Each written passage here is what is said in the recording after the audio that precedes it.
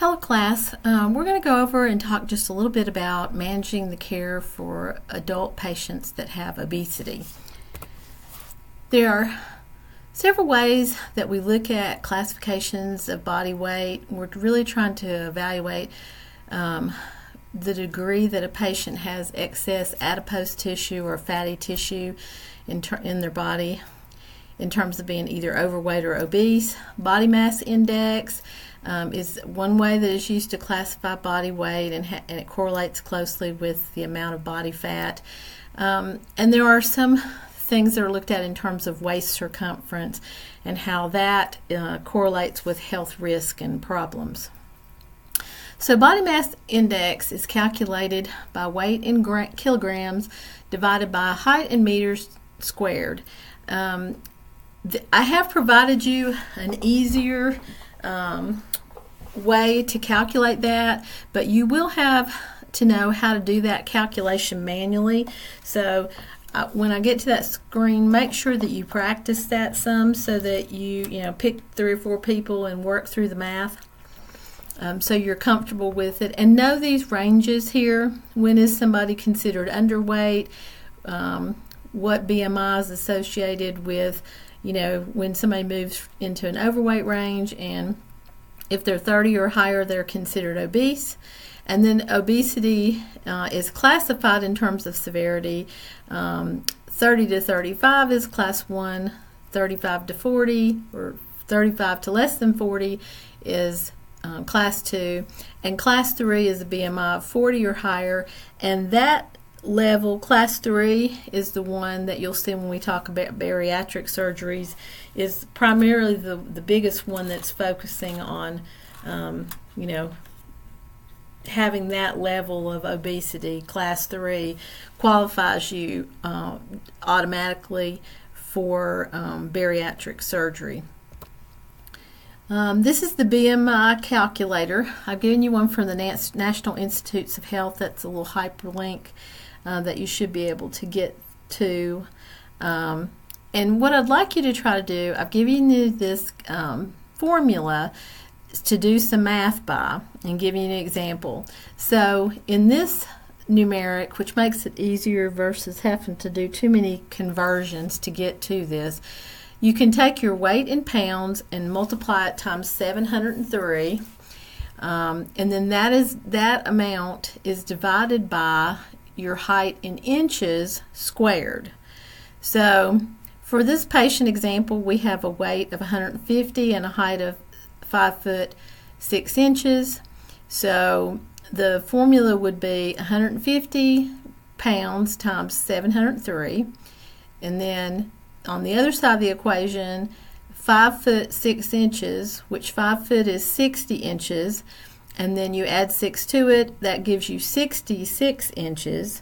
And then as you can see from the formula up above in blue, it's height in inches, which is 66 squared, and when we square something, it is multiplied by itself. So you have 66 inches times 66 inches on that side of the equation.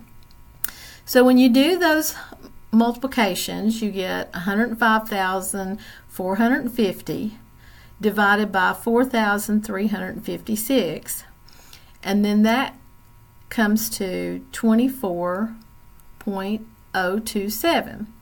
And with these, you need to remember how to round up or down, because you'll have one test question for sure that has it listed where you do the calculations, and then it has to be done with just 2 decimals.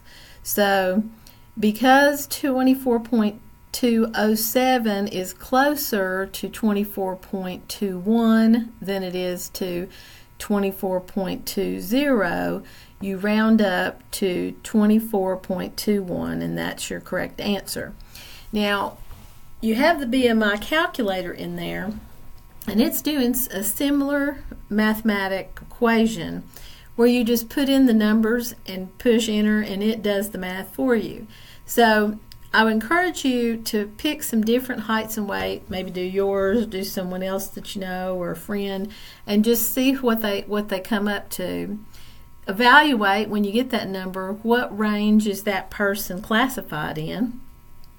And then also go back to the NIH BMI calculator and put the same measures in that you had for that person, and make sure that what you're getting mathematically is coming up to the same thing. That's just a good way to check your math. Bariatrics, you will hear that term quite a bit in healthcare these days. It's considered a new medical specialty, and it has been created because of the prevalence of obesity in our country and in others. To qualify for bariatric surgery, and we're going to look at some examples of that. As I said, a BMI of 40 or more is the key qualification for surgery. And with significant other chronic health conditions, some patients can perhaps qualify for bariatric surgery, but with those it's not quite as easy, because you have to really provide a lot of detail and a lot of information to insurance companies, or they may choose not to pay for the surgery.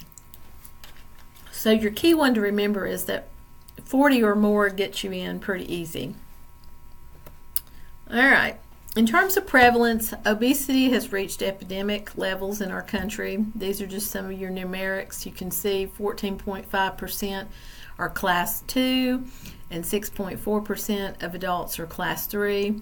And the trends are that by 2030, 42% of American adults will be considered obese, which is a huge number. There are serious effects for long-term obesity. It decreases life expectancy significantly, and it's linked to a lot of chronic health diseases. And you will notice that, and we'll cover some more of those also, but respiratory conditions usually are not caused by obesity, but they are made harder to manage. So a patient doesn't necessarily get COPD from obesity, but if they have COPD from another reason and they're obese at the same time, then it complicates the respiratory condition. In terms of pathophysiology, body weight is really regulated between appetite and energy expenditure. So are we taking in the amount of calories that we're going to burn and kind of stay at net zero, or are we taking in more calories and burning less calories in terms of our energy expenditure? So try to get that right in everybody's brain, so that when you're teaching somebody diet, it's important. And then we talk about the basal metabolic rate, and it's a vital organ function. The cellular makeup of your body is really driven based on the metabolic rate. And leptin, which is a hormone that's produced by our fat cells, is a big key factor. It communicates to the hypothalamus when we have satiety, and satiety just means when someone is feeling the sensation of being full and satisfied with food and not needing any more food at the moment. And there are some conditions where patients have an abnormal issue with the leptin hormone, and they may never have the sensation that they're full or that they've had enough to eat. And so they chronically continue to eat. So review of that with patients and kind of understanding where that's coming from is important. Other environmental factors drive both diet and energy expenditures. You know, you can live in an area where it's really unsafe to get out and do a lot of physical activity, and therefore you may not have a lot of options in terms of as much exercise as someone else. You also may live in an area where you don't have access to a lot of quality, more nutritional foods that are less calories, such as lots of fruits and vegetables. Or you may have access to lots of fruits and vegetables, but the cost of them is so significantly higher than what you can get for example, fast food. It's cost prohibitive for you to be able to purchase the right kinds of foods that would be the best for you. There are other behavioral factors with patients. Some patients have learned that food is a comfort to them through stress or previous serious traumas in their life. And so that is a really negative behavioral pattern to overcome for someone that is obese from overeating. So just a few examples. So there is a psychological component to being obese as well. In terms of laboratory testing, most of the labs are not to identify, obesity itself, but it's more to look for causes and other risk factors, and those are listed there. Occasionally there are specific tests that might be done extra for other reasons that might contribute to obesity, and that is individual for each patient. While there's not a lot of diagnostic testing in terms of imaging results that are done related to obesity, there are weight limits for all the tables and machines and things dealing with imaging, and so it makes it very difficult. Many times you can't, if you are a certain weight or size or circumference, you may not fit in the CT scanner that they need to do a test to check on something else that's going on with you. You can't get the test done because you're too large to fit.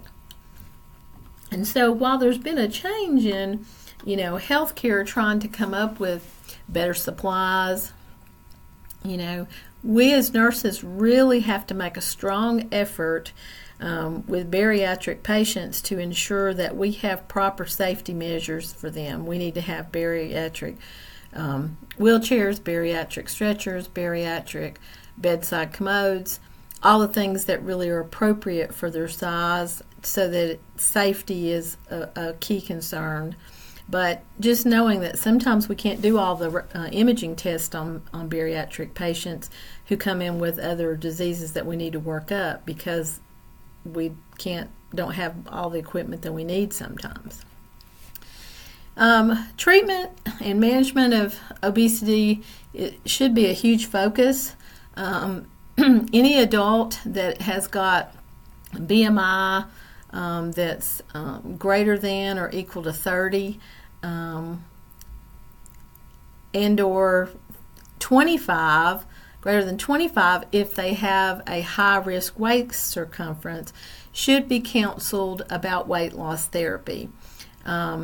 Diet therapy, can be modifying the diet, can be you can add increased physical activity, and as we talked about, may need some behavior therapy to kind of look at what is causing the overeating.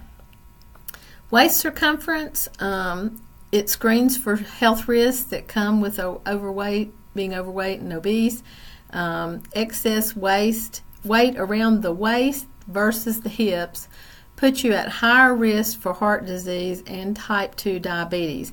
So when you look at the examples of the patients, man and woman, they're bigger around the waist than they are around the hips.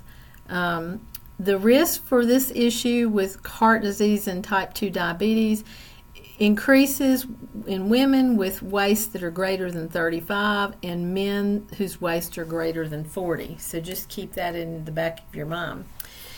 Now the math of dieting. Review this in your book to be sure, but you really want to have a calorie reduction in a day of 500 to 1,000 calories less to result in a 1 to 2 pound weight loss weekly.